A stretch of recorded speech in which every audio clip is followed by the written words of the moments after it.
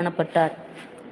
இவர் சமண சமயத்தை சார்ந்தவராக இருந்தாலும் சமய காழ்ப்புணர்ச்சி இல்லாமல் தன்னுடைய இலக்கியங்களில் மூவேந்தர்களையும் 3 நாடுகளையும் 5 திணைகளில் வாழக்கூடிய மக்களையும் குறிப்பிட்டதால்தான் சிலப்பதிகாரம் ஒற்றுமை காப்பியம், குடிமக்கள் காப்பியம், மூவேந்தர் காப்பியம் என்று தேசிய காப்பியம், புரட்சி காப்பியம் என்று பல்வேறான சூழல்களில் சிறப்பு பெற்று நிற்கின்றது. முதலாக சமயத்தை முன்னிறுத்தி எழுந்த காப்பியம் எதுவென்று கேட்டால் மணிமேகலை. அதனால்தான் சிலப்பதிகாரம் பேறு பெற்ற அளவில் மணிமேகலை பேறு பெறுவதற்கு 2ஆம் இடத்தில் வைக்கப்பட்டுள்ளது. தமிழின் முதல் காப்பியம் சிலப்பதிகாரம். உரையிடையிட்ட பாட்டுடை செய்யுள். உரையிடையிட்ட பாட்டுடை செய்யுள் என்னவென்றால், வரிகளை நாம் வாசிக்கும் பொழுதே அந்த உரையிலேயே என்ன தகவல்கள் சொல்லப்பட்டுள்ளன என்பது நமக்கு விளங்கும்.